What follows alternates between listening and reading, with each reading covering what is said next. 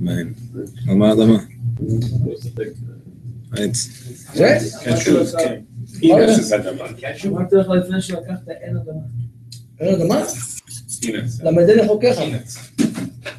All right, my friends. Baruch Shem. It's too late for them. Okay, my friends. Baruch Shem? Baruch Shem is what you have to say, yeah.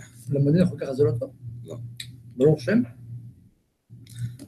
ככה זה, אמרת ברוך אתה השם, וזהו. לא המשכת.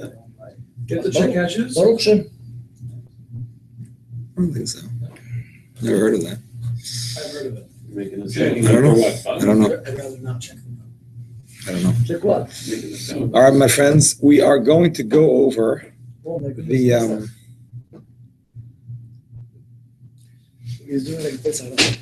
we're going to go over the handout that I emailed out just because there are some points that I wanted to review. Okay, so cosmetics and Shabbos, lipstick and chapstick is mimareach. That's an Isser D'Oraisa. Removing them, by the way, we said is okay. Makeup, blush, eyeshadow, nail polish, clean nail polish, forbidden because of tzeveya. Even if it's only to cover up a blemish. Now, there is an explanation I saw why it's only Asim Rabbanan. The Ketzois HaShulchan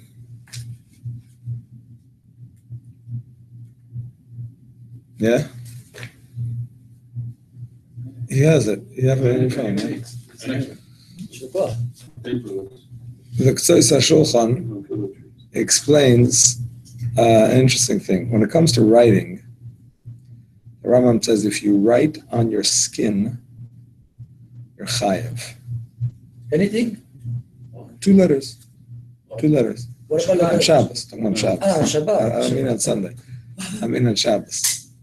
Why? Because even though it doesn't last, I mentioned this yesterday, that The heat of the body wasn't there. exactly. The heat of the body is what caused it to be erased, but essentially writing on skin would last. So it's like you did it, but then some other force came and took it away. So why, when it comes to makeup, do we not apply that rule that it should be D'Oraisa? So the Ketzois HaShulchan explains that when it comes to tzeveya, you're only chayev on a thing that is normally dyed. That's the definition of tzeveya. And because the way of a human body is that it's not left on for a long time, whether because the body cleans itself or because most everybody cleans off their makeup. Nobody leaves it on, for more than a certain time. So therefore, the skin of the human body is therefore not considered a space that is normally dyed. It's not a substance that is normally dyed.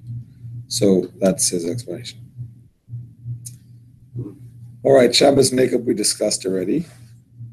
Some forbidden, some permit. Moving nail polish, we said you just don't squeeze the Q-tip or anything like that. Sun tanning, some allow and some forbid. Combing, forbidden because it will pull out hairs. Special soft Shabbos brush or with fingers used with caution, we said that. Okay, braiding or unbraiding, applying mousse on hair. So first of all, the 39 Malachas points out that the idea of boina, when it comes to a person's hair, is not so outlandish if you remember, or you didn't learn it yet, but I'm saying if you know that in general on Shabbos it's possible to transgress boina mid'oraisa with a person's hair. How is that? If a person creates an opening on Shabbos in their body, which is for the purpose of bringing out and in, the Gemara says it's a chiyuv chatas. Hamapis mursa b'Shabbos, the Gemara says. If you open a blister on Shabbos, if your intention is just to get out the pus and that's it, it's pater and it's even mutter. Because the chachamim, you're in pain, whatever. You're allowed to take that out. Just take I don't know if that's the kind of pain we're talking about, because a pimple is not real pain. It's just kind of bothers you. So, but a MRSA is like a blister, a more serious kind of infection. I don't know, like a blister, something like that. How else would you see a blister now? Could be an infection. Blisters like some friction in your skin. Friction from rubbing. So you don't know how to do that, Rabbi? Or just pass from an infection. Thank you very much. We don't know how to do that, Rabbi? Do what? The people, stuff like that? No, Blisters. a regular pimple you shouldn't. But anyway, if, the Gemara says, if it's for two purposes, that you want to remove the pus and you also want to let the air in to the body to dry out that area, then it's actually chayev chatas. How do you do one without the other? Well, if it's not your intention, that's not your intention. But if your intention is to do both, then it's considered a chayev chatas because it's a pesach. It's an opening that is used for in and out, and it's chayev chatas. It's like boina. And for that matter, I don't know how many of us have these things, but I mean, what we just discussed is not common, but a much more common thing is a ear piercing hole. A woman has a hole in her ear for her earring. So obviously the first time you can't do it in Shabbos, she's going to bleed or whatever. But if it gets closed up, she can't reopen it on Shabbos. Because that's a Pesach that's made lahach b'shalach, even if she doesn't bleed. That's the chiddush. If it's open, but it's just hard, it's a bit tight, she can push it through. But if it's actually not open, she cannot push it through on Shabbos because that's like creating an opening that is used for going in and out. And that could be a chiyuv chatas. But Rabbi, maybe it's closed, but the hearing, it's inside. So it must be open. If the earring is inside, then it's open. No, but it's locked. I mean, I'm not talking about it. It's locked. I'm talking about the earring is not in it, and it's got closed up. Skin sealed up. Yeah. Okay. I understand what he said. Because sometimes the earring is Removing the earring could close it up also. If you remove the earring, like you were saying, if it's tight or if it's infected or something like that. Yeah, but that the body's going to do on its own. The body that heals she itself. can remove the Yeah, she can do an earring. If the body heals itself, that's, it's not a hard issue. Okay, so that's just an interesting thing. Now, when it comes to mousse, applying mousse on Shabbos, some kind of, I don't know how it works exactly. People spray it on, or is it a gel? Mousse is a foam. What is it like? What does it come in? It looks like whipped cream. And you spray it on? No, it's like whipped cream. It's an air massaging your hair. Oh, I see. It's like putting shaving cream on your hair, I see. and then it becomes liquefied. I see. Interesting. It hardens up. Interesting. But when you don't get through for the whiteness. But then I when you don't have the air inside the can, like whipped cream, it becomes super liquid. I see.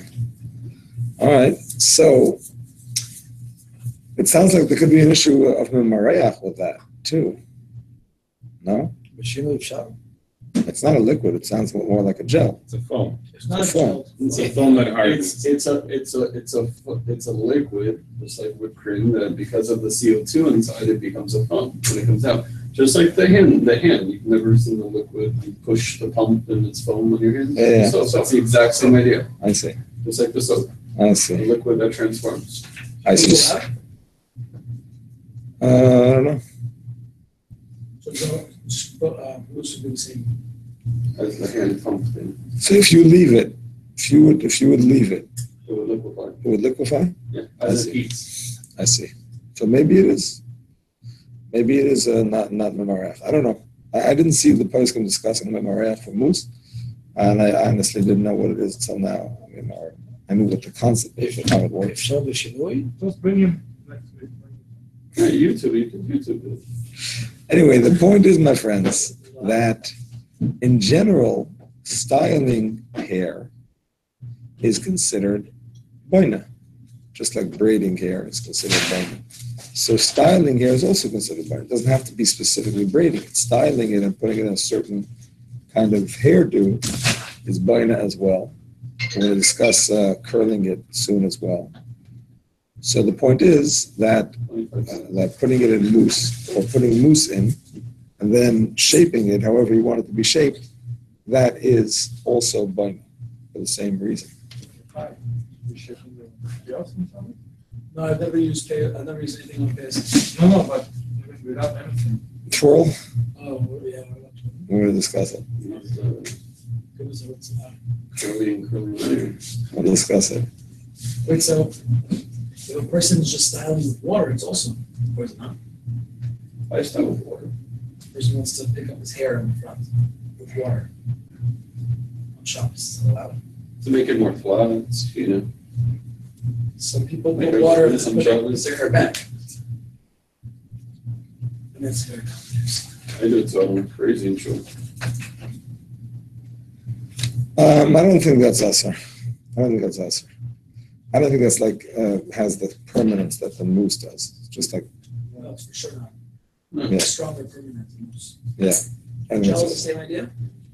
That was interesting. if it's a gel that holds its form. Cool element bonnet. Everyone uses that, and everyone says it doesn't. But gel dries. Gel is not like hairspray. You put it when it's solid. It has to. That's even more take some bonnet. time. It's hardens the hair. You know what? I am going to discuss that according to one opinion soon. I don't know if it's specific to gel, but I'll discuss something now about that. Some say, I quoted the opinions in this thing. Oh, I thought I quoted the opinions, but I don't see the opinions. The opinions are quoted in the Dirshu Mishnah Berurah. Some say that if you style the hair before in whatever style you want it, or if she wants it, and then on Shabbat. Oh yeah, before Shabbat. No, even on Shabbat. But it has no permanence because it's just however you want it to be. And then you spray the gel on it, the mousse, whatever, hairspray. That's probably what it is. And then it just like stiffens up on its own. That's okay. Because that's like you're not doing a maisa. It's like it happens on its own, so to speak. When you did it, it had no permanence. You can't touch it afterwards. No, you can't style it afterwards. You have to just leave it as is. But the intention was there. The intention was to style the hair. But when you did it, it had no permanence. And when you spray it, it kind of hardens on its own, so it's not like a direct action. Okay. Hairspray. But when you fix your hair, you don't try to be remove tight, like To remove hairs, no, you have to do it gently, very gently. For sure. baby brush. Yeah, or with your fingers, just very gently. Okay. So, as far as the above activities with a shaker, some say not at all, and some say you can style the hair before and spray the hair on, spray on, and not touch it afterwards. You certainly can't spray it and then arrange it, because that's like actually building it, so to speak. But if you put it in a certain way and then spray it and it just hardens on its own, some are making. Would you give out that leniency? I don't know. Who says that? A second. That is that you style it before, even on Shabbos, Exactly, yeah. or after. But then when you're styling it dry, it has no staying power, so that's not boina. And then when you spray it on, it kind of dries on its own in that style. So that's like an automatic thing. It's not like you did it directly. Okay, so you could do this all on Shabbos. According to this opinion. Yeah.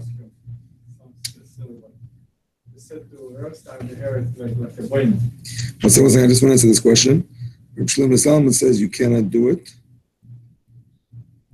Hairspray only, right? We're talking about? Yeah. You know what? He only brings Reb Shlomo Salman.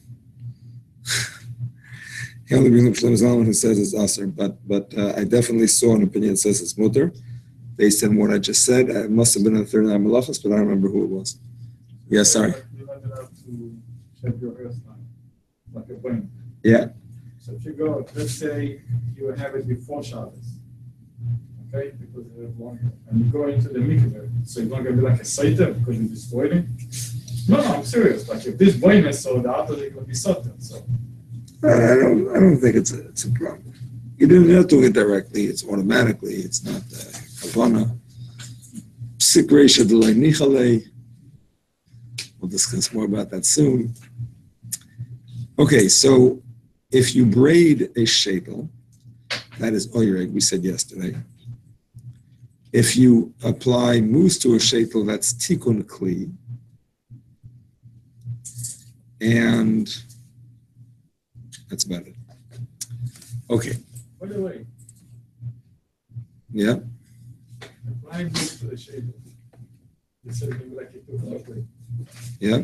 But let's say the person realizes that you're not allowed to do it, and it's not going to lower it. Is it going to be considered as become clean? Can I go use it? Hello? Hello? What do you mean by that? What do you mean by that? If you're not going to use it, I mean, what difference does it make? Let's say If it's a tikkun, it's a tikkun. Somebody told me it's a tikkun. You're not allowed to do it. But he did it already. He did it already, but it's not going to be used. What do you mean? It's in his hair. They're going to switch Oh, it. the sheitel, you mean? Sheitel, yeah. No, it doesn't make difference. Yeah. Maybe you can't use it because of Ma'aseh Shabbos. That's another thing. It's another thing. If you do a malach on Shabbos, maybe you can't use it after Shabbos because of Ma'aseh Shabbos. But it's not going to fix what you did. You see what I'm saying? If you make a kli on Shabbos by not using it, of course it's a keli. Using it or not, it's still a keli. What difference does it make? I mean, she's going to use it eventually. She's not going to use it now. She'll use it next. Never. It's not going to stop using the sheitel. Okay. So, combing a sheitel.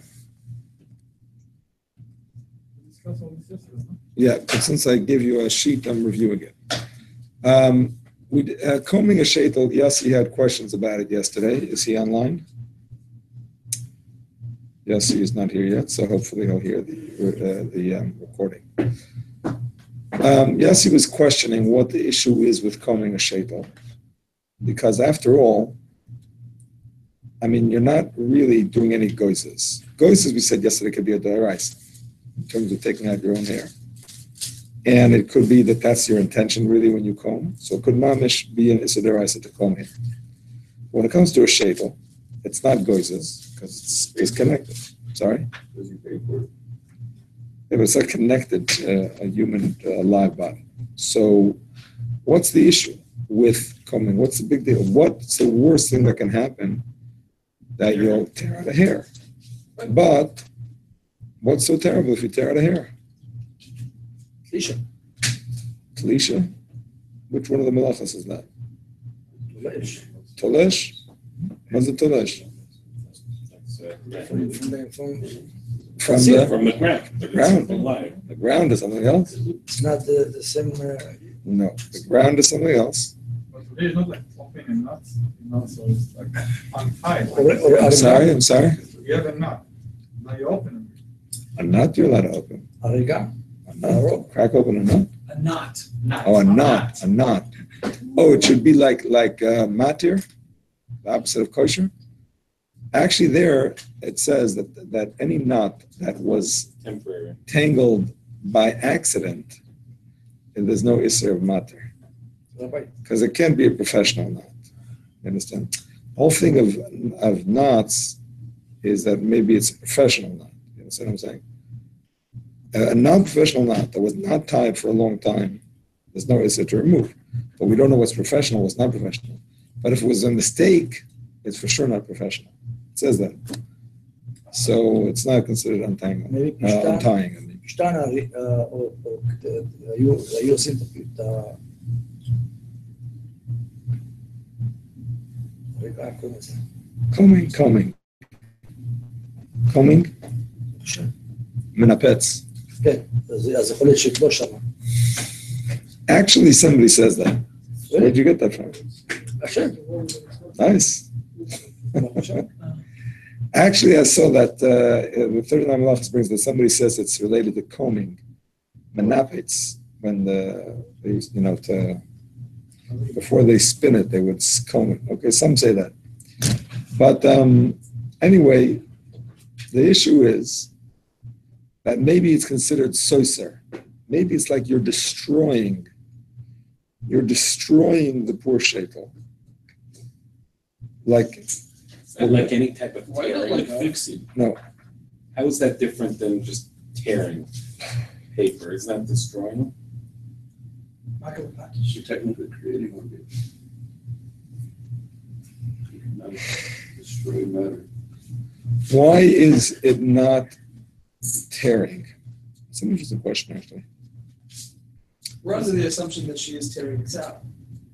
And she's not just taking out hair by hair until it actually becomes straight. Well, if you do that, then there's no problem. Rabbi, If you're careful not to actually rip out hairs, it's okay. Just like with your own hair, if you do it carefully.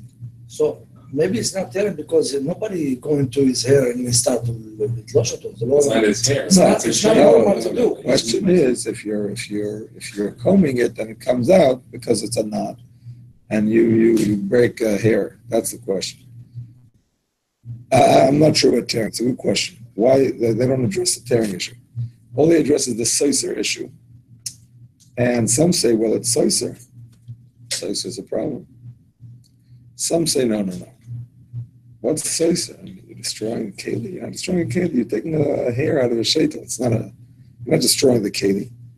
They actually send the Shmir Shabbos sends us to Siman Shin Lamed Zayin.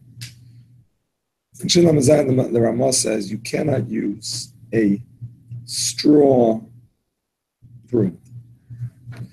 A straw broom, a broom made out of straw, you can't use because the pieces of straw might break, and that's going to be soiser. I remember those. I don't remember them. The yellow ones. I remember the yellow ones, but they weren't real straw. They were just synthetic.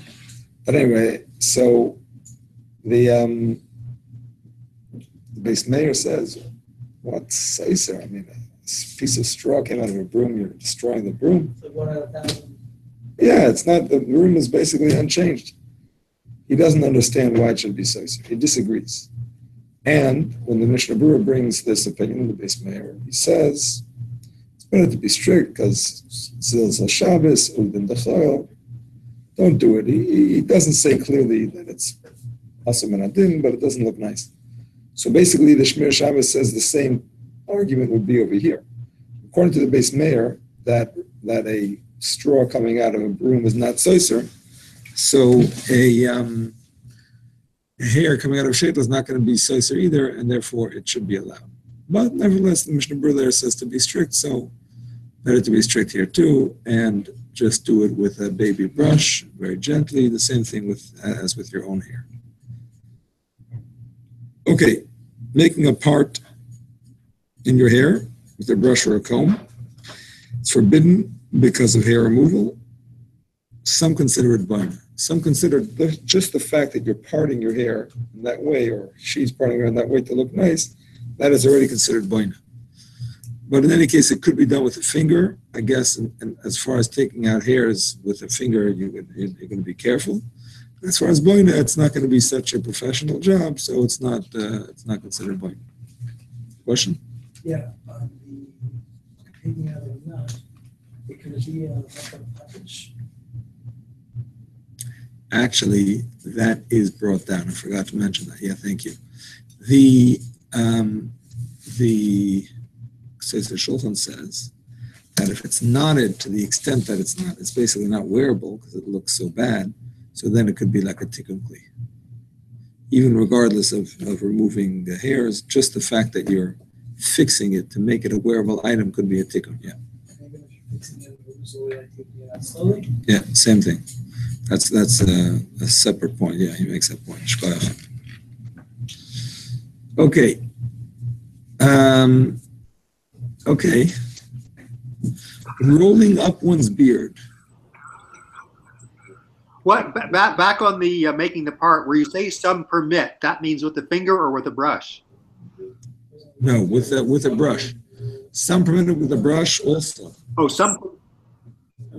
Some permitted even with a Oh. brush.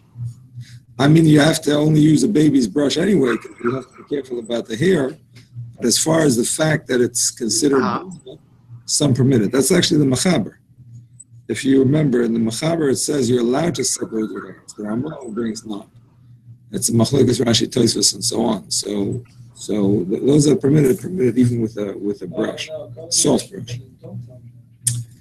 Okay, so rolling up one's beard.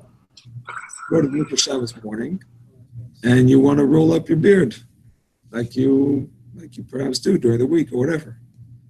So the Be'er Halacha, the Ksesa Shulchan says that's not considered building, because his question is, why is that not like? Because it's not going to stay. It's just going to. Right. Snow. Well, he doesn't consider that a significant, achievement for your hair. Unlike braiding, which he considers significant, this he doesn't consider an important accomplishment. But he does say you have to be careful not to remove hairs.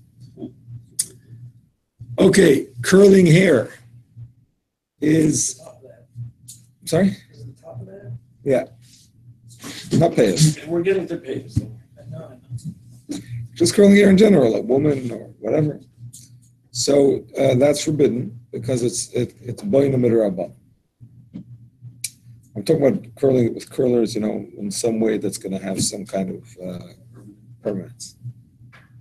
Curling one's payas with curlers. Why? If there's no heat or anything, why is that a problem? What do you mean? Yeah, but you're not. If that was the case, no, there wouldn't be curling irons. You're just wrapping it around, and eventually, slowly, it will come undone, like we said with the braiding. If you braid it and eventually just let it go on its own, why not wrap it around something plastic?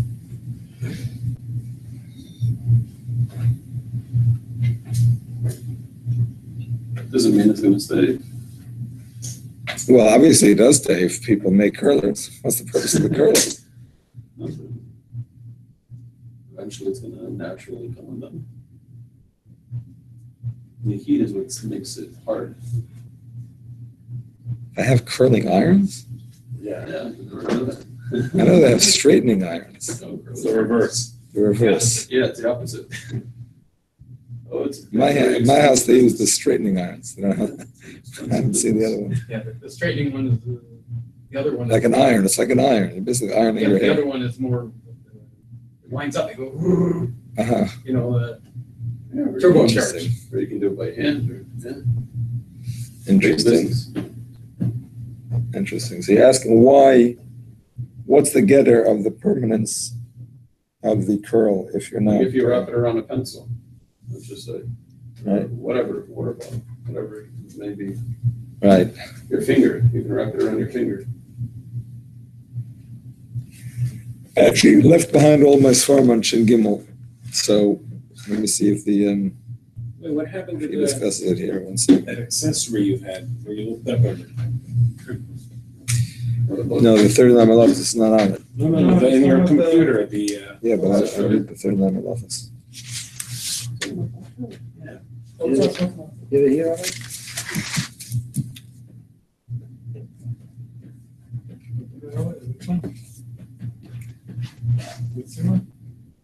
Still in the same Siman.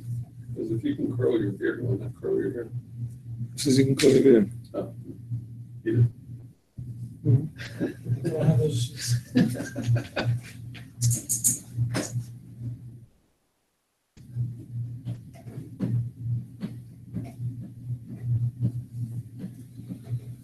Sul Cyrus.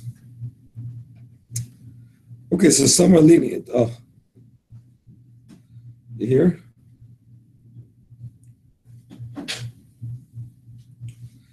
Okay, so here we're getting to somewhere. The Maharsham says that you are allowed to curl your hair. He doesn't, maybe because he doesn't consider it permanent. The Minchas Yitzchak says that if you hold it in place with pins, then it's awesome. Yeah. So maybe that's the pshat, that you're curling it and then holding it in place to maintain its style. Maybe that's the pshat. Okay. Finally, no, I just told you. Oh. Marsham says it's not. Don't put The the, majority of the Maran speak about that? No, No. Earlier on somewhere. True Sedeshin is not like late. I mean, he's mid. He's mid. He's before the Mishnah Berurah. The Maharsham says it's okay to curl your hair because it doesn't stay. Exactly. But the Minchas Yitzchak says if you put it up in a pin or something, you hold it in place, then it's awesome. Okay, I mean, the reason the Mechaber doesn't say it, according to those that hold it's asr, they say it's just included in an idea of not braiding.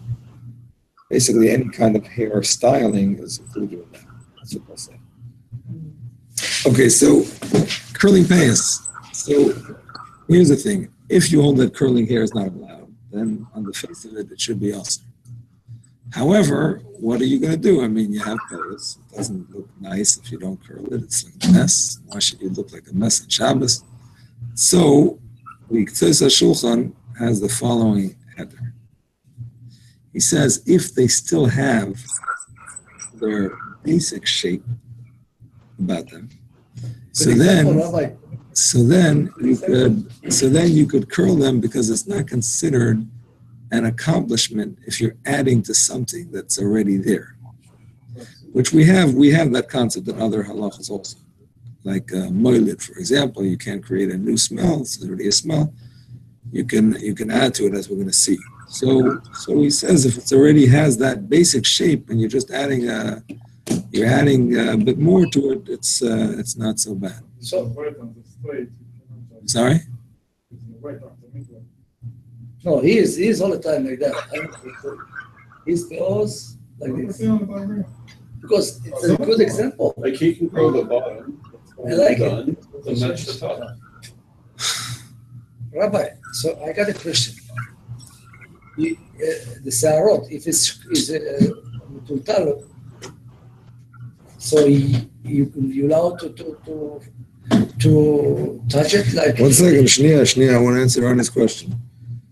V'hoisev shemutu las is kin afnim b'tuvos ve'in lachosh l'schita. Kiven she's got trade rabbanon she'schita stay b'sikreshet lo nichalei. What's the first one? What was the first one? Nice. What was the first one? As long as they have the shape or The first rabbanon is that it's not ein schita b'seir midaraisa. And second one, b'sikreshet lo nichalei. To get the hair out? Yeah, the water out. That's not the nichalei. The nichalei is to have the curl. No? I'm sorry? as long as they have the shape before, even after the way. As long as it has some of the shape. They lost the shape after they got. If they lost the shape completely, Reb Shlomo Zalman and the Ktesa Shulchan recommend not to. Recommend, it's not clear. Like I said, the Marsham says it's okay, but they recommend not to. Yeah, sorry. So the same halacha for the sarot. If you have the shape of the curtain. I guess, yeah. Same. Okay. And he adds a little point at the end of this whole discussion that says Shulchan says, and to have nice payas is a mitzvah. It's just a nice little part. Yeah. If a person has a curly hair, Yeah. the shadow just wait it and roll it. According to this, if it's still curly, you can. If the hair is curly. Yeah. It's going to have the shape, so. Yeah. But just put water and hair done. Just do it like that and. Yeah. That's what it seems. Now, I'm sorry?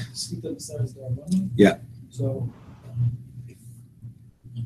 Because it doesn't really absorb. It's just trapped in between the hairs. the water is never really absorbed in the hair. So there's no The way I sweat. do my pants,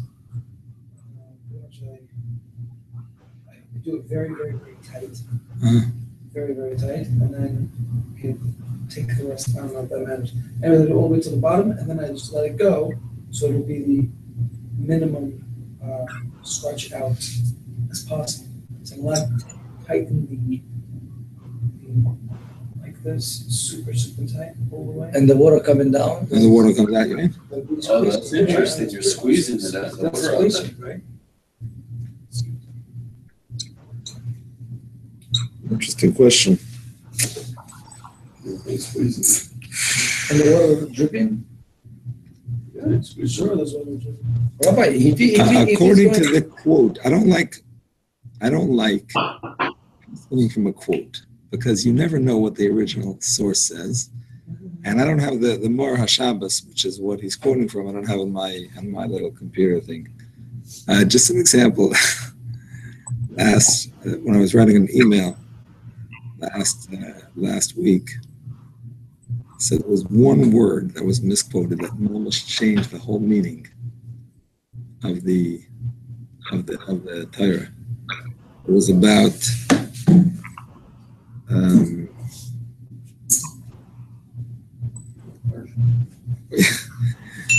learning. This is totally off the topic, but it was about learning and how the learning has to be blank. And the way it was quoted is that the learning has to be b'mesikus, with sweetness, and the source said b'mesinus, That's funny. with slowly patience, which changed the whole meaning of the word because it was about how to whatever. It's not a question of sense. They're both true, but for the context of what he was trying to say, it's a totally different meaning. Anyway, so I don't want to pass him without seeing it, but based on what he says here, the answer would be yes, because it's a Darabanan and it's Psikre Shalei Nichale, and we're going to discuss soon, actually. I wanted to address that question of Psikre Shalei Nichale for Darabanan. Very wet. Right. But when I'm wetting my payas, while I do that, the process just gets a lot of hair. A lot of the water out, you mean? The hair or the water? After I do that one turn, I put my finger through my hair. This is not done yet. Right. And I go like this. Right. Right. If it's specifically to get the water out, then you shouldn't, because that's just a regular Darabanan, one Darabanan. Another point I will say is that it's better not to do it tight on Shabbos. The Sisra Shulchan says, kind of loosely, so it's not a very strong accomplishment. It's already curled, and you're not really doing it very tight, just kind of keeping it more or less the same, maybe a little bit more, but not so noticeable. That's what he says to do. So it's probably better to do it that way. So, Rabbi, without water, it is dry. Is it different halacha when you can roll it? I don't think so. Is it something? I don't think so. Okay. Perfume on Shabbos, we did not discuss this yesterday, but because it doesn't really have any specific siman in Hilchos Shabbos that it belongs to, and we're talking about cosmetics, so we'll discuss it now. And that is, there is an isser to be moilid reach on Shabbos. Moilid reach means to add a smell to something, a new smell to something. So that means, for example, you're not allowed to put perfume on your clothes, for example, on Shabbos, because that's moilid reach. That's for sure. That's not all opinions. What's happened if you have already sprayed before? That's the issue that you're. If you have, it's by the way, not, I don't know if I mentioned it in the past, it's not related to any one of the 39 malachas. It's like melting water, which is basically moiled. It's like something new. It's just a general Rabbanan, not related to any of the 39 malachas. So if there already is the smell, that same smell, then you are allowed to add to it because that sounds like something new. Yes, Even on your clothes. even on your clothes. Are you Also, if someone sprayed cologne on his clothes before Shabbos and then he wants to add to that, as long as the smell is still there, same smell, yes, can add to it. Changing the air. I can do one spray here, different one spray here the before Shabbat, and then after Shabbat I can choose which one. As long as it's the same one, yes. Changing Question. the quality of air What do you mean? to get rid of smells. Is Like that what, air freshener? No, opening the doors and windows. No, that's okay. But for the purpose to get rid of smells or something? No, that's okay. That's okay, sure. So, Is the Alter Rebbe just talking about directly on the body? Alter Rebbe Paskin, that you can also not create a new smell directly on the body. Why is that, Rabbi?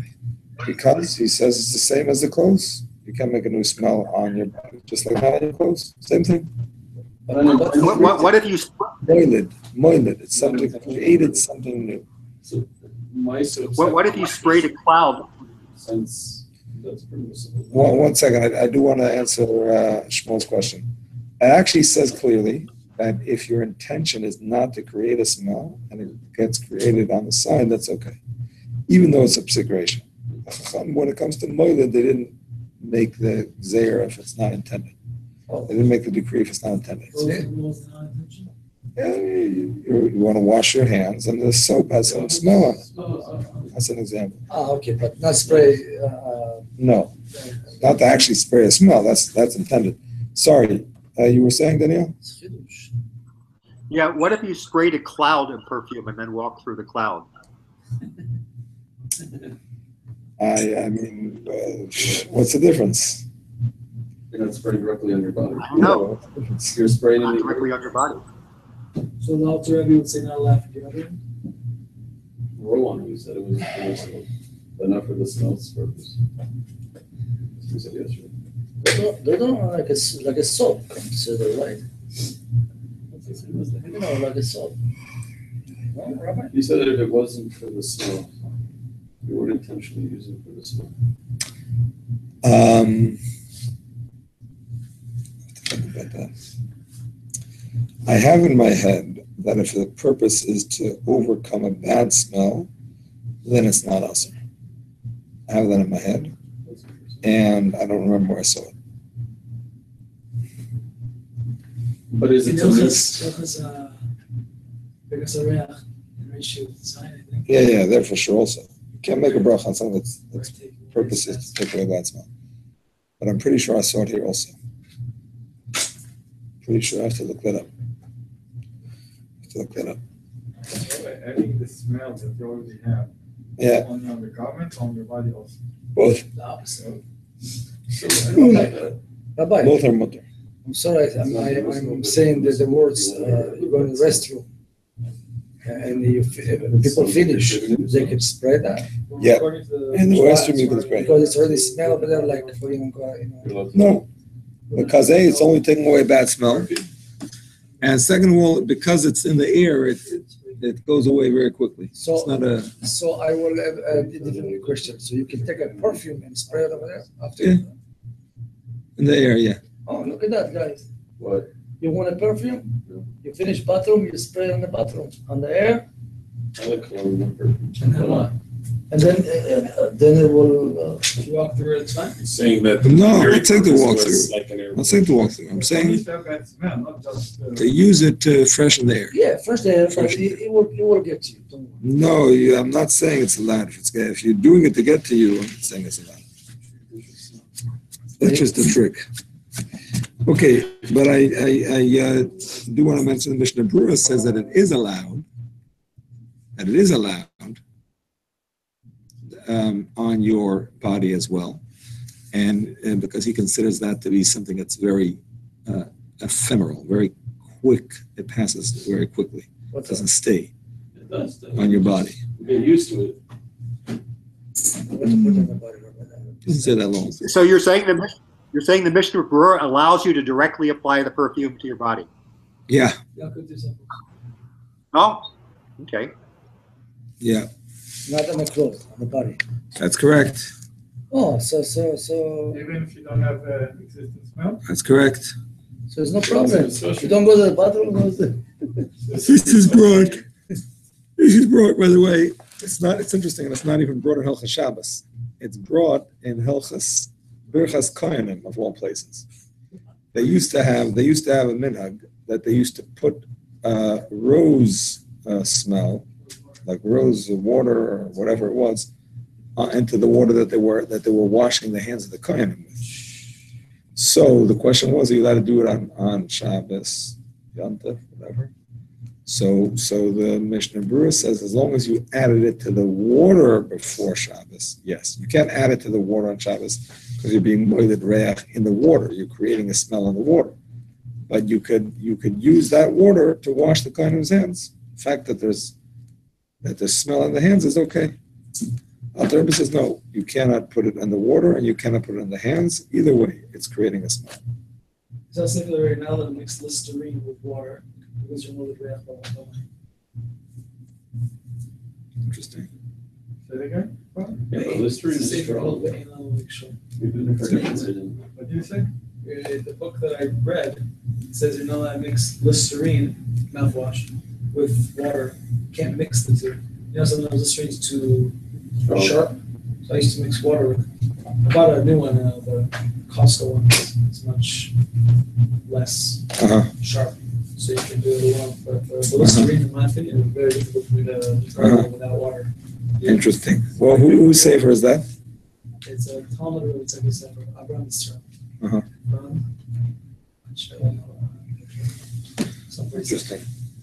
Interesting, because I definitely saw in this discussion that if it's not intended, you're allowed to be moiled reach in a way that's not intended. So I would have thought that that's not considered intended because you don't really care that the water should have it.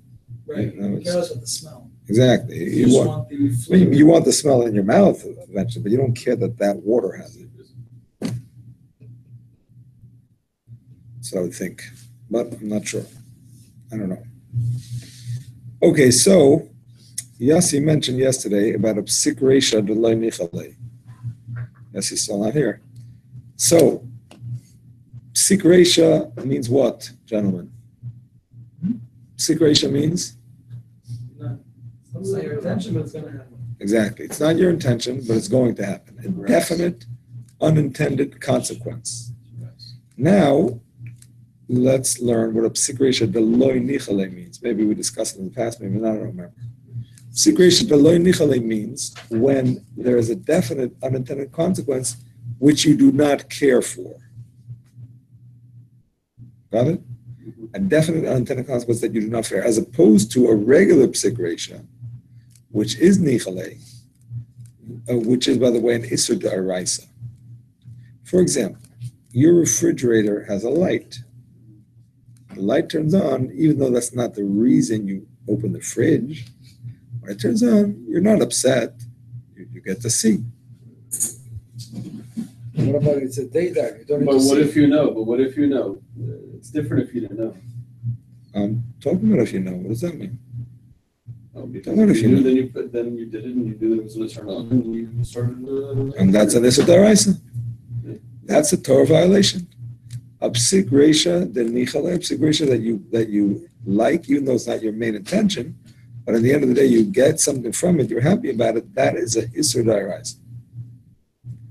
Now, a psik reisha d'lo nichalei, meaning to say when you do not benefit from it, I mean, maybe you don't, it doesn't bother you per se, but you don't care for it.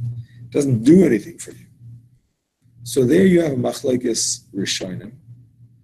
If it's permissible, the Aruch is of the opinion that it's permissible. Psik reisha d'lo nichalei is permissible according to him, even if it's a Torah violation. But if it's not your intention and you don't benefit from it at all, he allows it. Now, the many other Rishonim disagree with it. We're going to get to it. But here's a chiddush. 1 second. Here's a chiddush. Psik reisha d'lo nichalei b'derabanan. Right? So it's a rabbinic violation. And you're not doing it intentionally. You're doing it in a way you're doing something else and it's being caused by it. Definite cause. But it's being caused. And it's lo nichalei. You have no benefit from it whatsoever. Psik reisha d'lo nichalei b'derabanan is mutter. We're closing the fridge down. So give an Secret, example. Give the an one example. You don't mind. Something they're gonna benefit from. Like what would that be? I'm not so sure that's Leinichale. You're saving electricity. Turning the light off. I mean, It's not your house to shaila, actually. That's one of the examples of Leinichale, is if it's not your stuff and you don't care for it. So the It's really actually- public place. It actually is What discussed. if it's a LED light, I can care less if I stay on for the next 30 years, it's gonna cost me peanuts. But- put on my LED lights because LED lights are Darabanan B'chlal, okay, according to most places. what LED lights are B'chlal Darabanan, because they don't have any heat. Right? But they do have heat in the chamber, like. it's a circuit. You're transferring DC voltage. What about like a spotlight? A spotlight outside. One second, do they have heat or not? We have to Yes, clarify they do. this. Yes, they do. It's DC voltage. It's electricity. It's current. Current is heat. So why does everybody say that it's not Daraisa? I don't know, because people don't understand what they're talking about. I don't believe that. If you touch an LED light bulb to It's not hot. it's not hot, but the current that's running through Yeah, it. but the base is hot. The base, like that's a bulb itself is hot, but then it has that white part at the end that then has that circular thing. Yeah, That thing yeah, is super that's hot. true, that's true. But I don't know if that's a problem. In other words, heat without light is not Daraisa. Light without heat is not Daraisa. You understand? Something that is both light and heat, that is considered fire. Yeah, but energy in essence is heat. It's heat. It's work. Isn't it? The definition Energy of is energy heat. is work. One second, energy is not heat. Energy is definitely All energy is heat. Why do you it's say that? moving. It's moving. I can have a wire that's running from here to there, and I touch it, no heat. If you take two molecules and they start going faster and faster, that's how you create energy. That's heat. Just because you can't benefit from it Maybe it's not- on a micro Does it have level, to be hot? it's still energy. I'd say so. Heat is energy, but is all energy heat? I don't think so. Not all energy is heat. So I'm going to give the example for the refrigerator. You have a duct tape on the switch. Yeah, And then the next day, you in the daytime you open and then the duct fall. This is what the example you. no. When it's going to turn on, that's a situation denichle. That's a situation you're happy about. Rafal is asking when you close it, maybe it's lenichle, but it's not so simple. Anyway, I also want to point out, and this is something important. The Bir Hagar brings it. And when we talk about the Rabbanans, one Rabbanan, two Rabbanan, secretion with Rabbanan, all of these things, the Bir Hagar points out that Malacha Shein Tzarich L'Gufa might not have the same leniencies of a Rabbanan. Because Malacha Tzarich L'Gufa is very close to Malacha D'Oraisa. You know what I'm saying? What's an example of it? Malacha Tzarich L'Gufa is when you She'ein Tzarich L'Gufa. Malacha She'ein Tzarich L'Gufa is when you don't need the item that the malacha is producing or is helping. You know what I'm saying? Because it's the same thing as the malacha. You're doing the malacha. You're intending to do the malacha. You are doing it, but you don't need it. You know what I'm saying? Oh, like the light bulb. Or is that because it wasn't like that?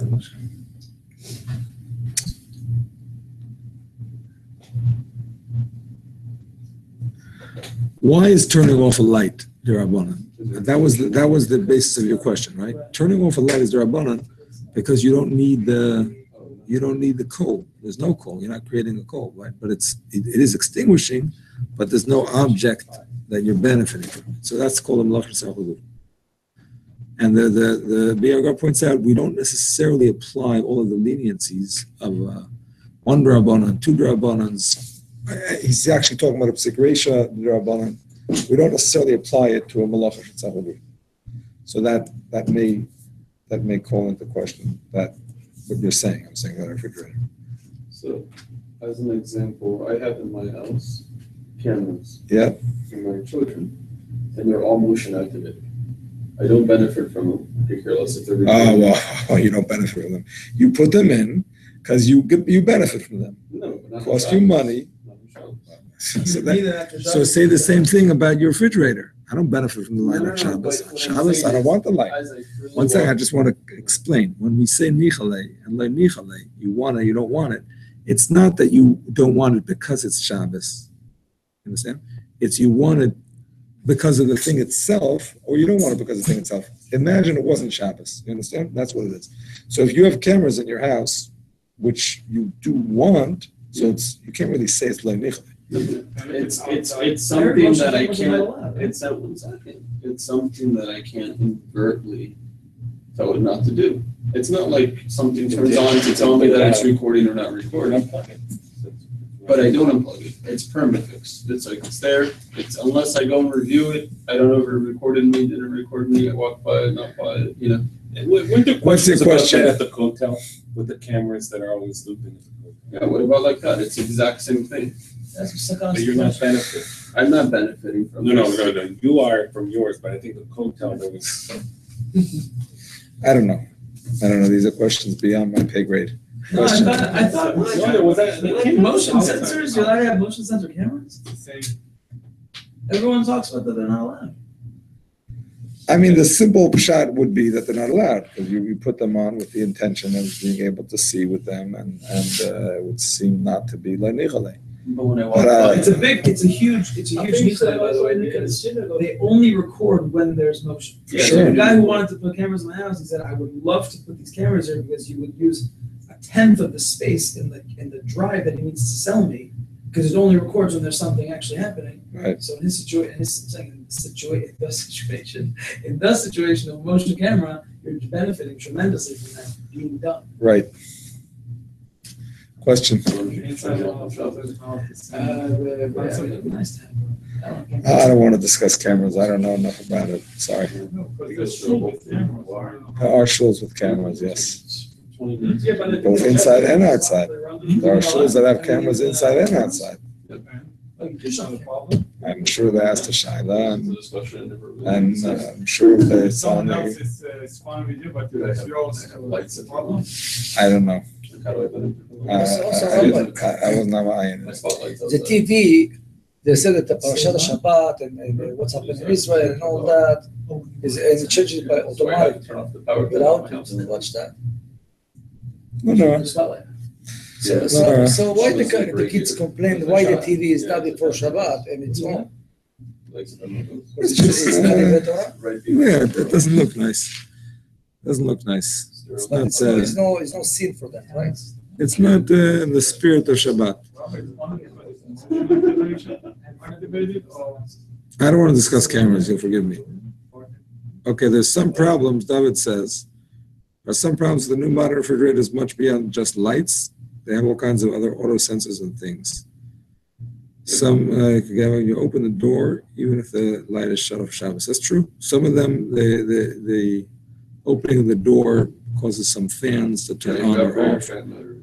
Closing the door. So you have to find out when you buy a refrigerator. You have to So find out. that's No question about it. Open and you leave the door open for a certain amount of time, 30 seconds, a minute, and a half. I forgot exactly how long you leave the door for. It's just beeping. Does that mean that as soon as you open the door, something clicks that's counting seconds until it starts beeping? Yes. And it's this or I don't know. That's an example of the Sikresha, the Leinichale, the Rabbana, and whatever. It's really boring. You know, it's somewhere inside the thing. There's some electrical thing that you don't benefit from, you don't care for. the Kula Alma, everyone says it's allowed. Actually, when I was looking at this earlier, I was trying to find out if anybody disagrees with this. With what? The concept that of Sikresha Leinichale Rabbanan is mutter. First of all, some say, I want to point out, some say that every Sikresha Rabbanan is mutter. Nichale or Leinichale. That's the Trumas Hadashim. Magen Avraham disagrees, not their passes that way, and the Biagra also passes that way. But it's interesting that some say it's always mutter. But anyway, the ones that say that it's mutter Sikresha D'Loi Nichalei B'Rabbanan is the Chazon Ish and the Mishnah Berurah, Akut Yosef, and the one person that I kind of, maybe there's room to be machmir, is the Pri Megadim, who says that it's mutter, but in the particular case he's talking about, he says the minhag is to be machmir. The minhag is machmir. He says it's mutter, but the minhag is to be machmir. Sorry? Right. The point is, the Pri Megadim, it could be was saying it about that particular case. We're going to learn about it in Shin Yudalet. Maybe the people are machmir there, and the Chazon Ish felt that was the chumrah they had, but that doesn't mean that we apply it across the board. But that's the only kind of mucker that I found, that it's not so simple. But all the other sources that I saw just said that it's okay. That's your random question on Chazon Ish. Question on the Chazon Ish? On this Chazon Ish? Or Someone told me that the Chazon Ish allows to repeat words in tefillah. I have no idea. I don't know. Okay. So, also one last thing, Rafal, you brought this up yesterday. What is Ut in the Chol? So I actually came across the Ktsos HaShulchan, who defines it in 3 ways. First of all, he says things that are not Shabbosdik, which means just things that don't have the spirit of Shabbos about them. And the words Tircha Yisera are brought in, extra work. You know what I mean? Like, Things are not Shabbos like. Like walking fast, for example. Everybody says that though. No, that's an Isser. Shelo yeh hiluchcha b'Shabbos ki hiluchcha b'chol. That's it. That falls. That's a Yeah. But it's But It's an Isser D'Rabbanan. its own, like just like you said, remotely the Yeah. Own Isser. basketball, but Sorry. playing basketball. Playing basketball. Football, any sport thing. I walk fast. So I walk. Said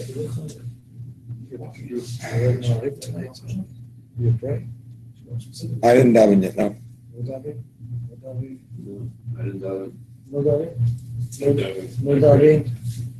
You daven or not? You pray or not? Okay, 6. You daven? So we are missing only one. So, Coin, what's Better. the viewer says that's good. To feel I presence. no? We are 6. Others will care about certain things that are. But we're missing one. What's the even You know, Shmach? just do it. I'm talking even Shmach. Not the Chazara, but your own Shmach. Coin. So the Zimmer, you want to say, הוא לא זו עליך. זה לא גדול. אתה יודע, הוא So, לא Danny. Done. Get Benjamin. Yeah. what happened? We need number 10. That's what happened. Done. If you Benjamin. He I said. have an idea. Yeah? If you want to bring it number 10. I'm going to ask Danny Cohen if he wants to come. Chayil, do you mind texting on David's phone to come? Yeah, go ahead. I don't have a phone. If you want to text, I don't have his number. he's on the group.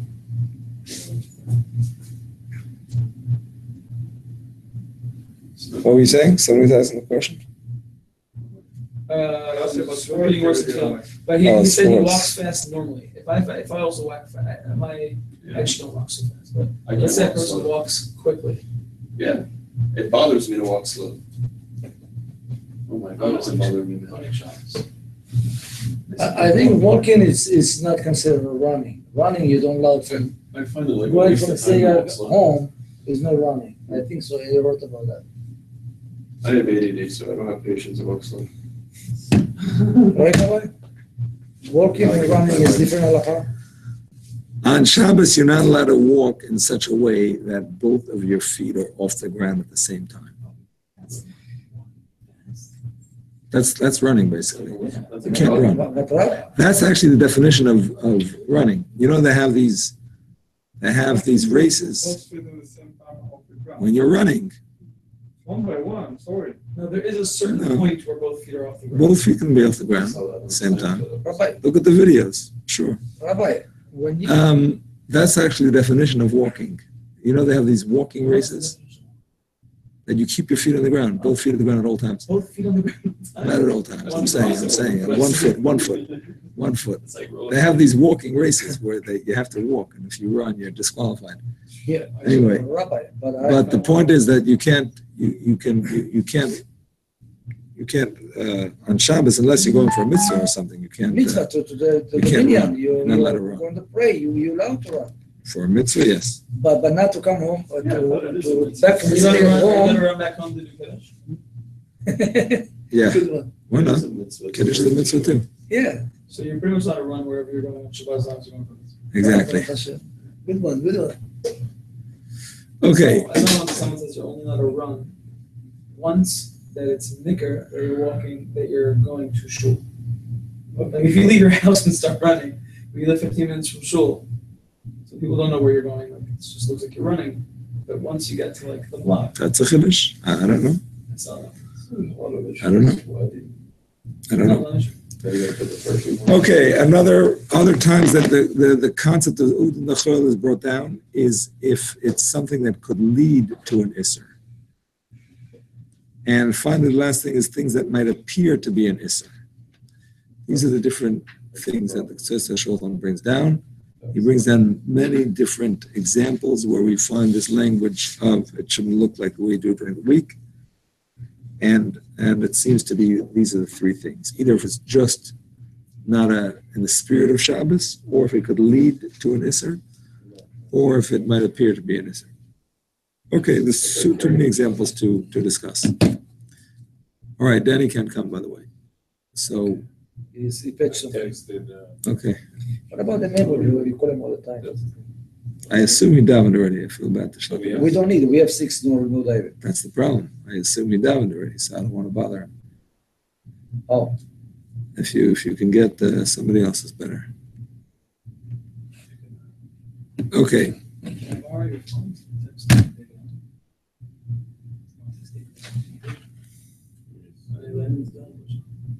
Just an alert, check everybody. Okay. I'll try him later if you don't have anybody. Okay, my friends, time has come to learn Siman 313.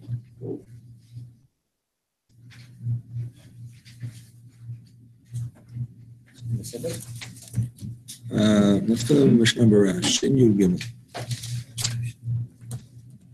Shin Yud Gimel? Okay.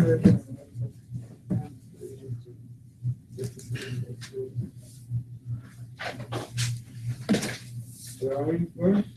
Shin Yud Gimel. Shin Yud Gimel. We're going to start with the Mishnah Berurah and then do the Alter. So I follow? No.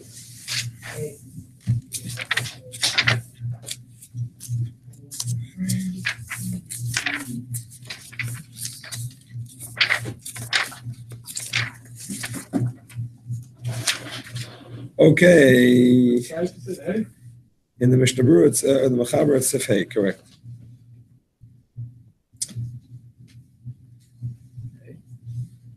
Shida, Teva, Migdal. A box, different types of boxes. Shepeschem and Atzad, that have a opening on the side. V'yesh lem shnei tzirim, and there are 2 hinges. Achas lamayla v'achas lamata, one on top and one below. Basically, we're talking about a door. Shin Yud Gimel.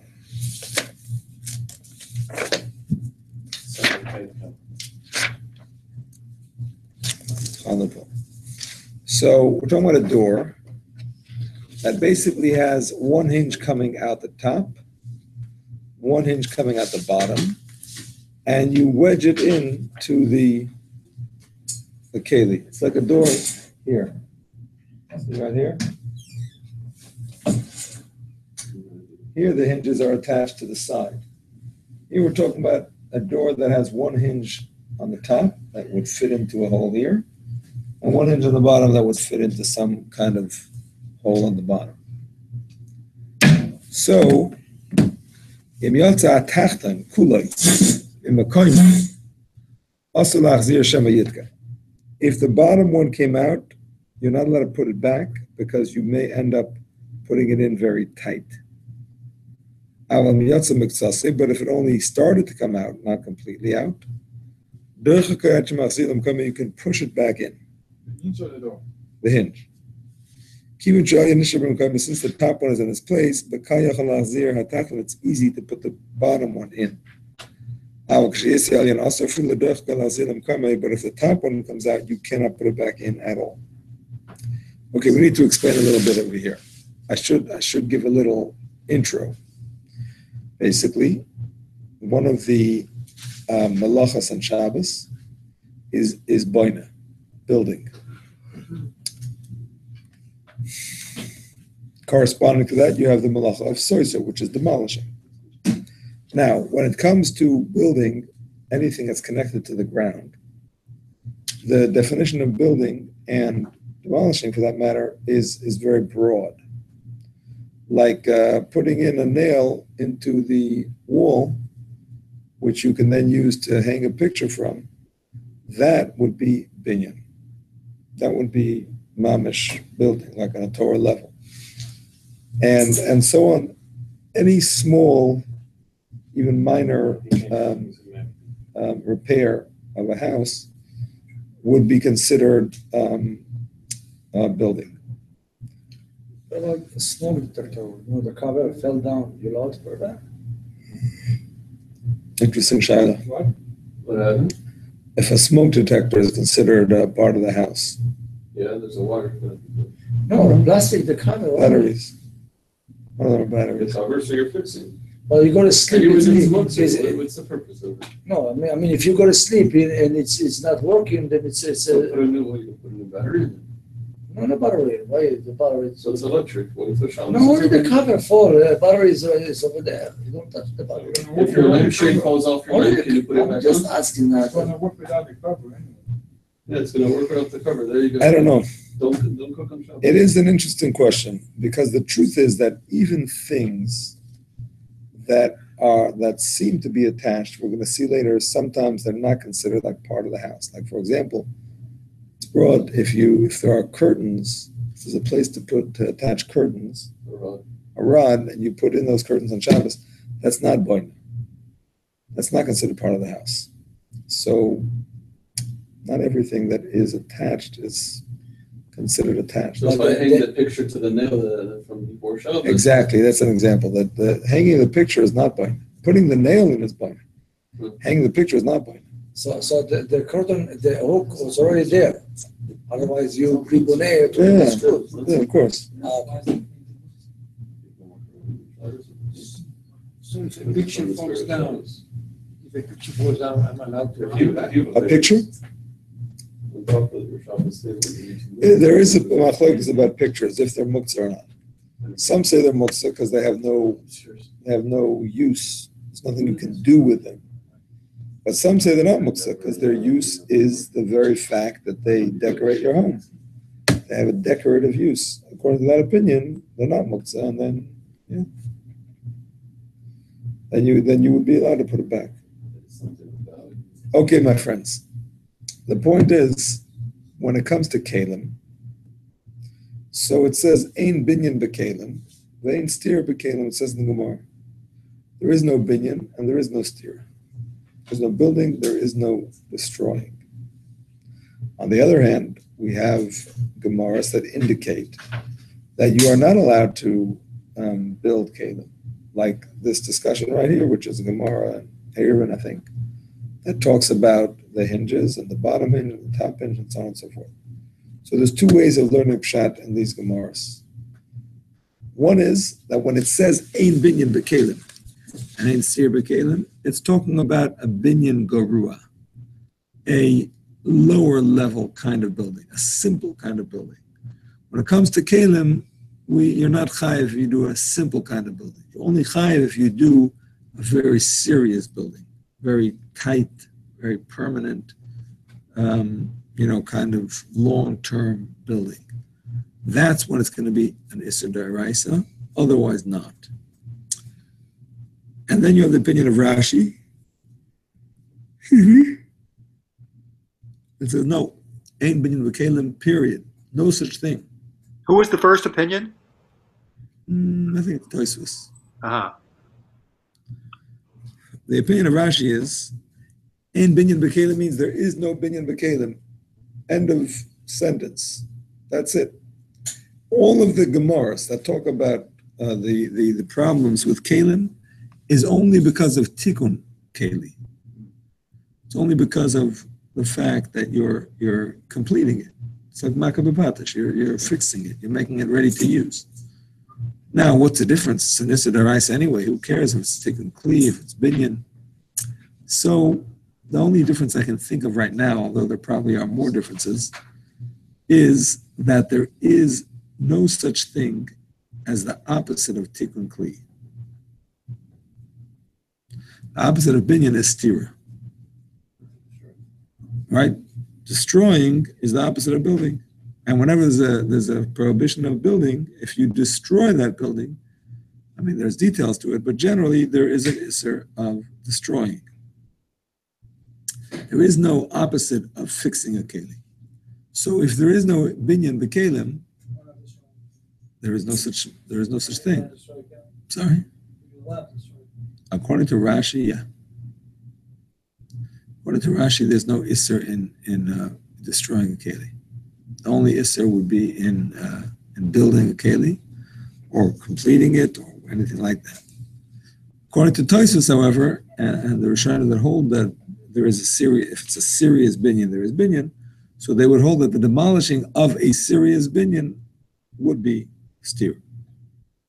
So that's going to, factor in eventually to our discussions. But for now, let us continue. Let me ask you, over here says an inch came out, Uh-huh. but you're allowed to remove the door. Sorry? You're allowed to remove the door Remove the door. and then put it back on. No. Put it back on? We just said you can't. Can't put it back on. The hinges is there. The inch is there, just lift the door, take it out.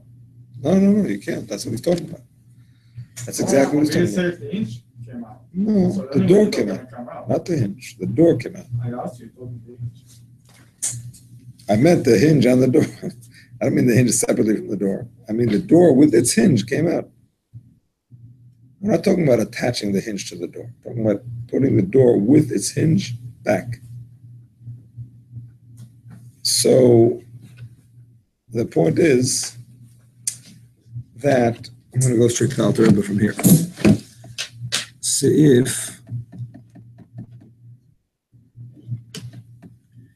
If you have one for the Asiri, you should. oh, I'm going to text him right now. The door that revolves on hinges, figure 15. He has a picture.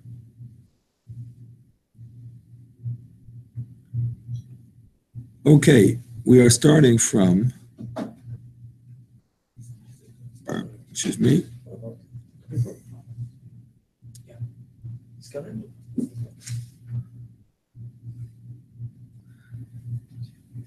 $50. Sifya Dalet, exactly.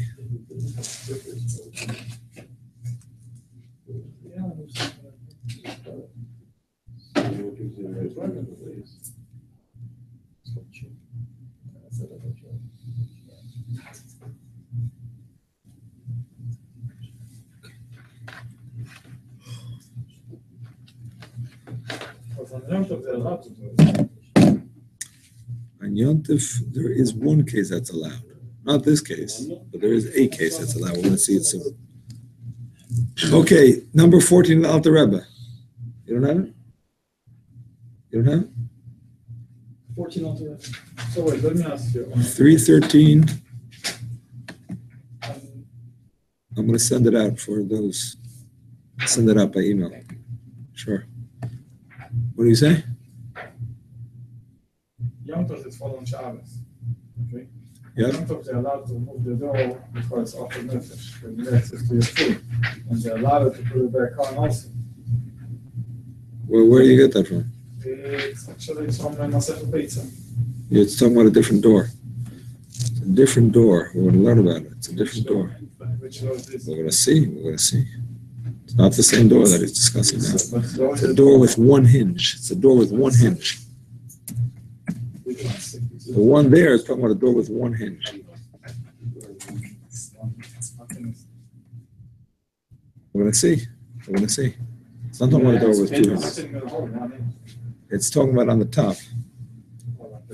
Like a hook. Like it slides in. Kind of. Okay. We're going to see.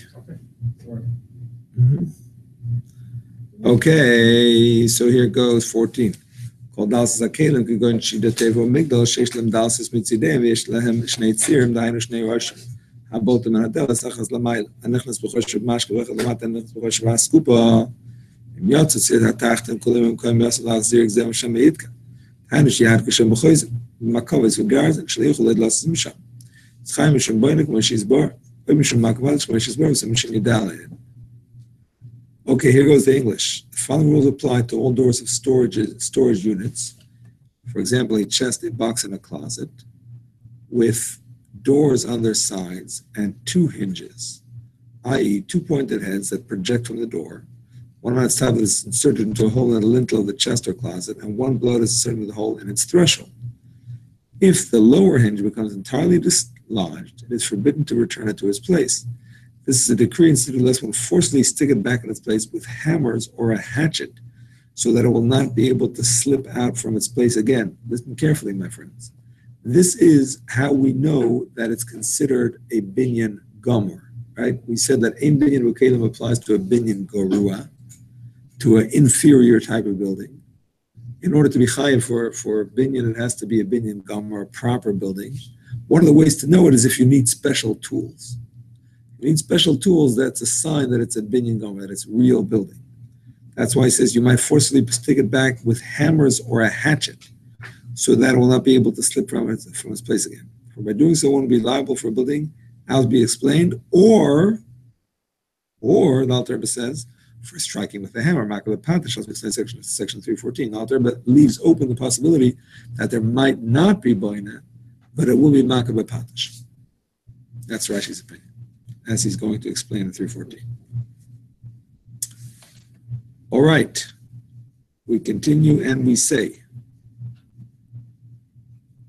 if, however, only a portion, sorry, back to the Hebrew, if,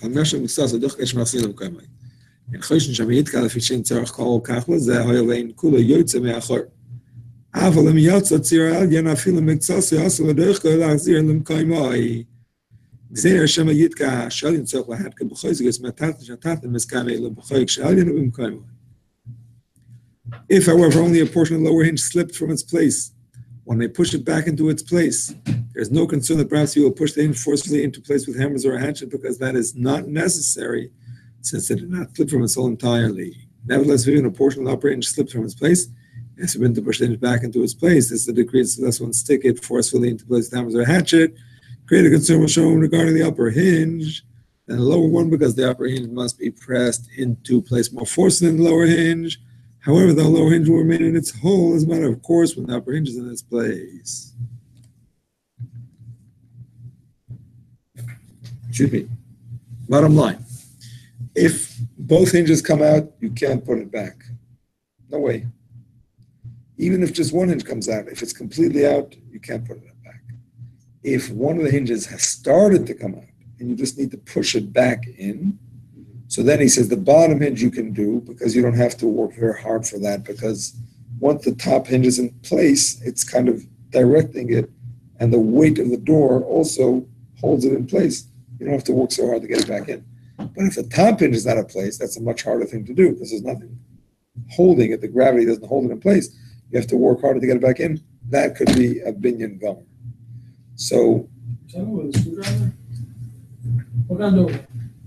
talking about a door to a closet, not a very big closet either, because we're going to see later that any furniture that is 3 amas tall and 1 by 1 amma is considered to be mechubel karka. It's considered to be connected to the ground, and then these halachas become much more strict. You wouldn't be allowed to put it back for sure. 3 amas? If it's 3 amas tall, 4.5 feet, whatever, 5 feet I don't shove that. dresser, and then it's already considered like connected to the ground. And then these halachas become much more strict. So we're talking about a small dresser, a small little box with this kind of door. Not a regular door, no.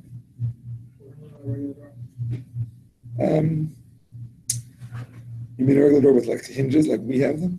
Yeah.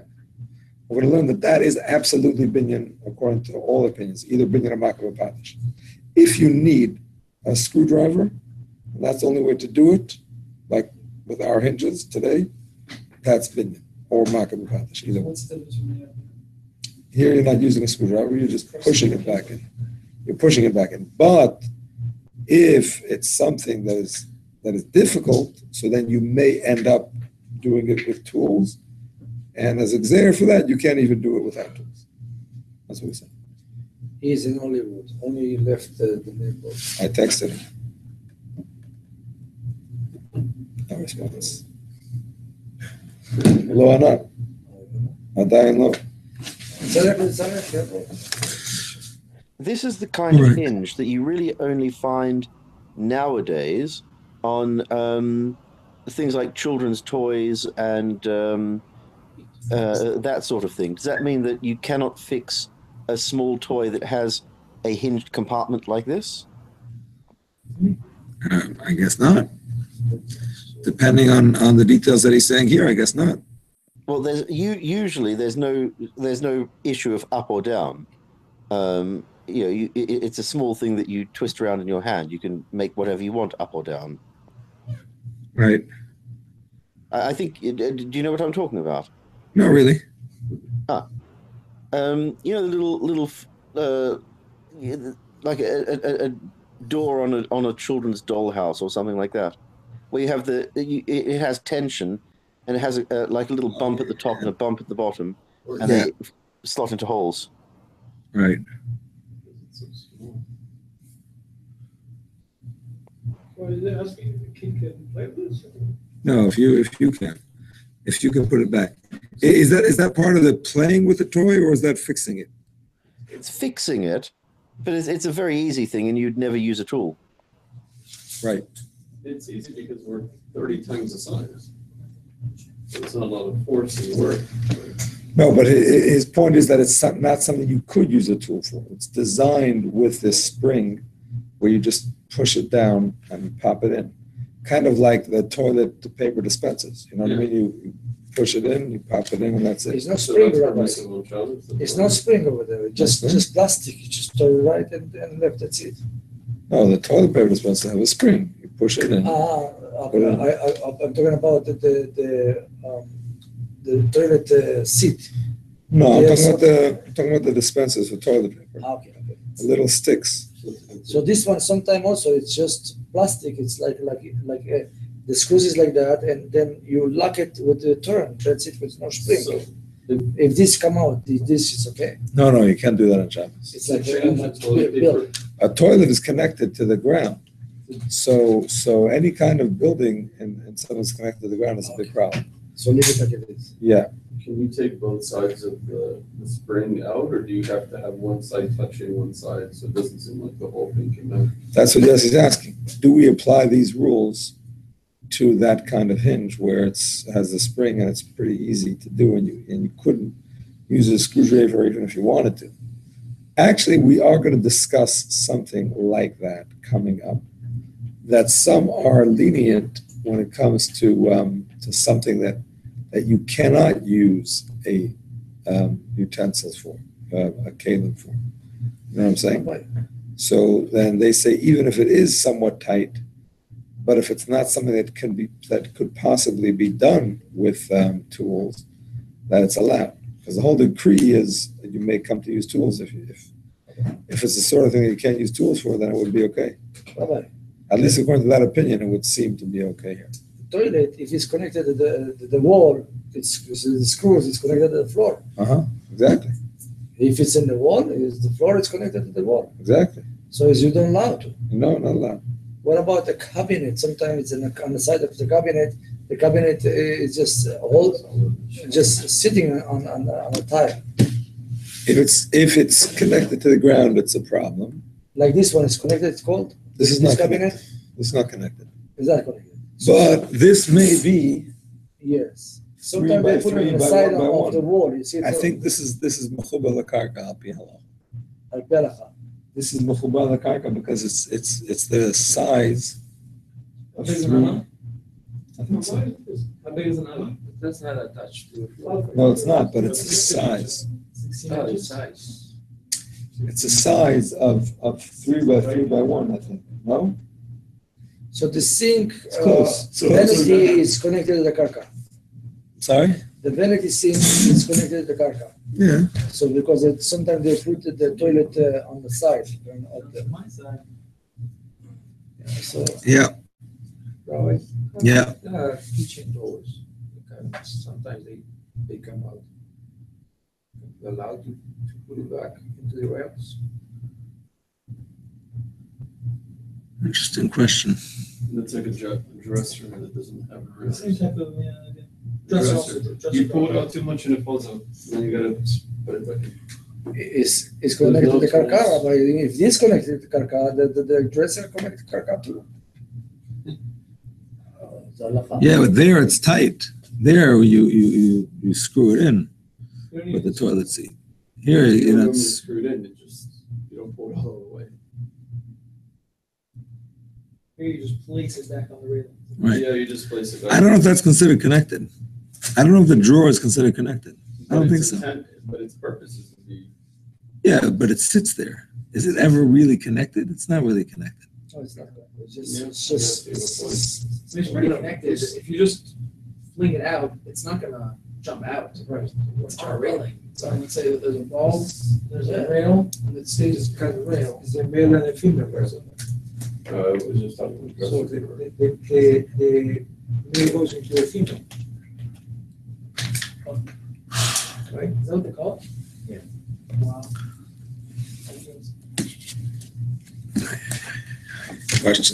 Questions. When you die, you tell me. Like, probably this. See, that's easier to do that. Normally you have to lift up here.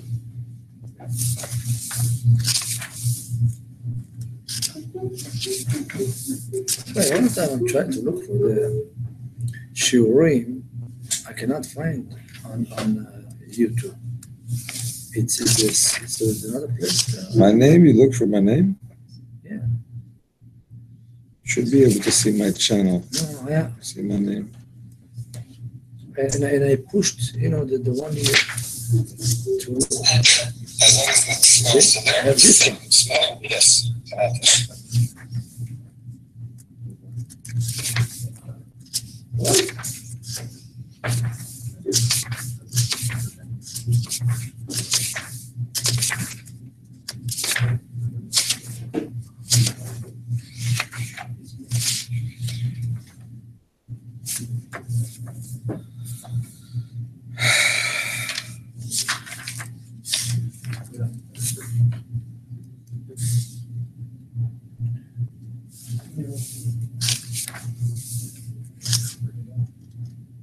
You send me also in Gimel too, Rabbi?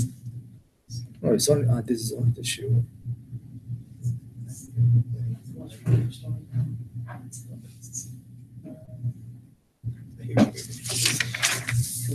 You did not understand the guy?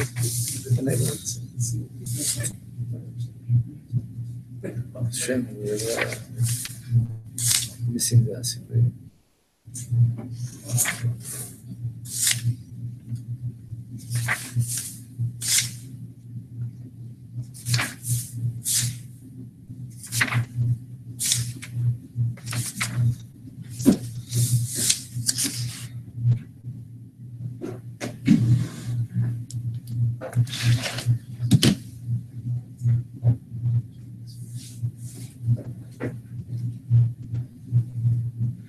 Replacing a removable drawer that came off its track, snapping a removable towel bar or toilet bar dispenser into place are not acts of binyan.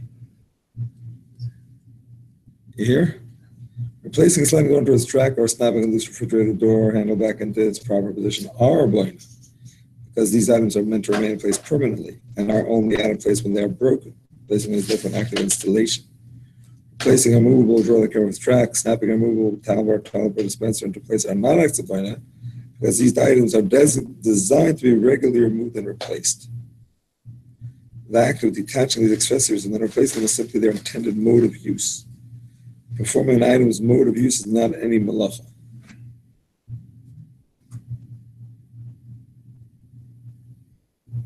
It's not so clear to me. Because a toilet paper dispenser, clearly the mode of use is on and off all the time. But a removable drawer, it's not really the mode of use. If it comes out, it fell out, or maybe you took it out once, Pesach time to clean it. But you don't usually take it out. So then it's broken. Sorry? So then it's considered broken, and then we're fixing it by putting it back in. Sometimes it It pops has to from be the, broken? Why does it have to be broken? not broken, sometimes Because it's that's popped not, from the it's not truck. intended to come out. No, Rabbi, sometimes it's popped from the truck, but without broken. It's just popped. It's like if you take your shoelaces off of your shoes, is it considered broken? It's not the way we do it. Shoelaces on shoes are not considered broken, no. You can put shoelaces that were once in your shoes back in. You can't put them for the first time. And you can only put them if they still have that little plastic tip. So it's easy to put in. No, this is brought down. If it's hard to put in, you can't. It's easy, you can put it if it was in once. He says it's mutter. He says it's mutter. It's not so clear to me why. Because he says it's the regular use. I don't know. I'm not so sure about that. Let's do one more. Lafilu delas shein latzir lo lemay lo lemata lebamtso. Tanish bamtso boy the dor shachar uchneg de yesh chor b'mzuz hapasach. Etachon eise b'chor k'shnei levadelas. Shapois chol matzi no eise me'achor. Shekan lacha sham yitkasher adelas asud avtech lemal tader. Ach pikein also lahazir tzir zel lachor b'Shabbos. Zeh mishum tzir shein b'mtzo adelas. Al b'yam temuta mishum simchas yantav k'moshes bar seven taf kuf yates. This is what you were talking about, Ronnie, and he has a picture for it too. There are even restrictions. You know how to This is about Yantiv. There are even restrictions with regard to the door of such a storage unit that is hingeless from above or below, but is hinged at its midpoint, i.e. a pointed edge just out of the storage unit at its midpoint. And obviously there's a hole in the door pushed in the opening of the unit. The pointed edge is inserted into the hole when the door is closed, and it is moved from the hole when the door is open. In this instance, there is no concern that one will stick the pointed edge forcefully into the door with hammers or hatchet, since the door is made to be opened and closed frequently. Oh, it's not in there. It's online. I sent a link before to this, Siman. Nevertheless, it is forbidden to return this hinge to its hole on Shabbos. This is a decree instituted unless one return the door with a hinge that is not hinged at its midpoint using hammers or a hatchet. On a festival, a conscience is permitted to return such a door to its place. So this leniency was granted to enhance the festival, as will be explained, 1:9. Do you get the pictures online? I have the pictures online. Yeah, I'm just showing you.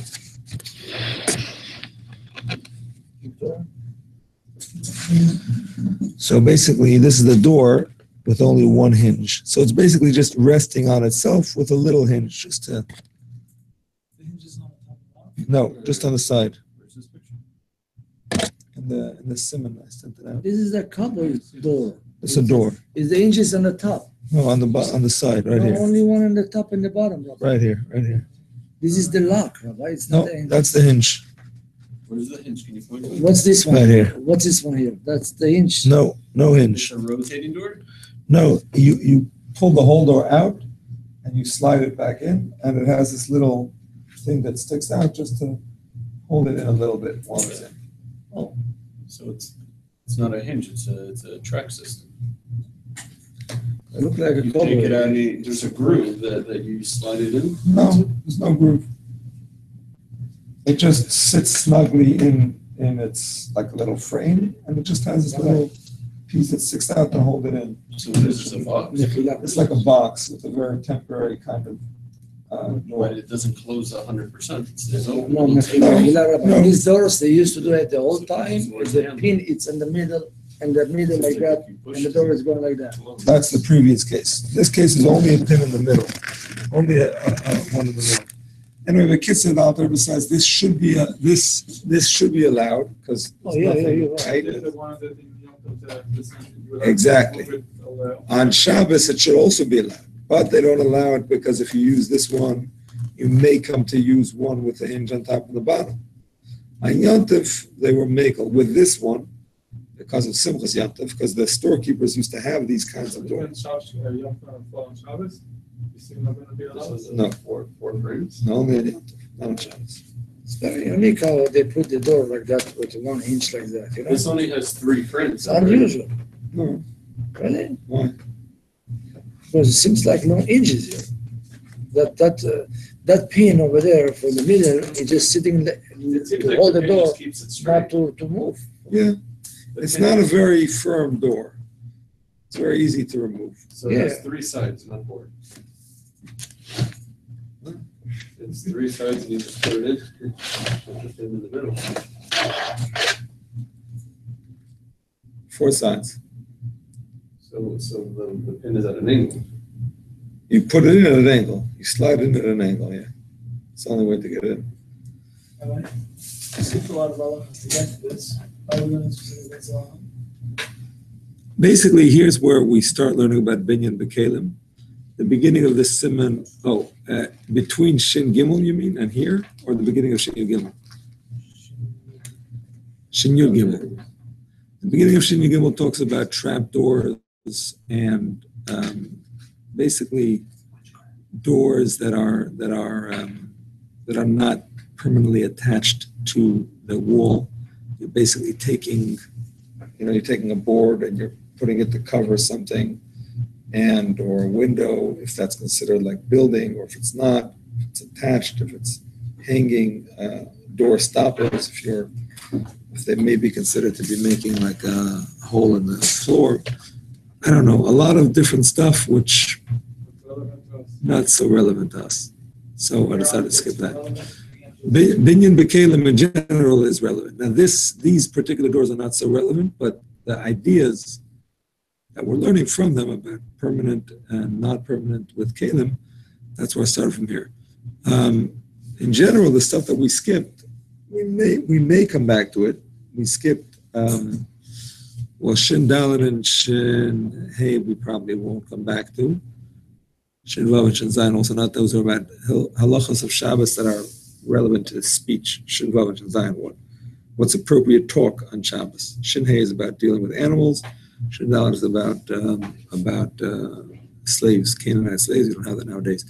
Shin Ches through Shin Yud Beis is Muktzah, which maybe we will get back to eventually. But if we continue Shabbos in the next topic, then we'll go back to Muktzah. But now we're doing Malachas, so we're sticking with Malachas. That's why we're skipping those. So what do you mean if we continue Shabbos in the next topic? According to the schedule, we're supposed to learn just the Malachas and then go to Birchas Hanenin, which I think you did already. But there was an idea that perhaps we should continue with more of Hilchos Shabbos in lieu of Birchas Hanenin and postpone Birchas Hanenin until after that. So that's just an idea. So timing wise. I like the idea. What would that mean for our end date? The Muktzah Hamerah is not going to be very. I'm sorry? Muktzah Hamerah is not. Really cool. Those are things that we would include in the next session. Okay, good. We're going to do Shabbos and that's it. If everybody agrees, then we'll continue Shabbos. And then would be one more year of Shabbos. I don't know if it'll take a full year. I don't think it'll take a full But then year. after that, our approach shall be tested. Yeah, well, we'll take a test at the end of this year anyway, because it's too much material to. And then we'll do Shabbos part 2. Shabbos part 2. And then after that, our group could get tested. I think so, yeah. And if we want to do the Bekeilim, and it would be optional. Who else joined it with you?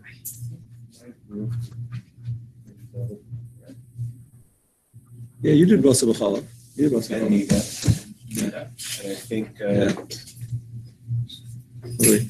he did her. I don't know who else. Yeah, I think that's it. He wasn't. I didn't need it. Yeah. I'm the person for it. All right, gentlemen. My waste department. I'm sorry. I just want to hold myself. Whatever you want. Most of the call isn't difficult, but. it's How long remembering. will Birkus and Nan take after Shabbos? Birchas A Hanan. year. No, it was not a year. It's 8 months. Because then it would be the second after Shabbos, then Birkus and Nan. And then you got to do Basar B'Challah. Journey. You want anything? Maybe. Yeah, I hear you.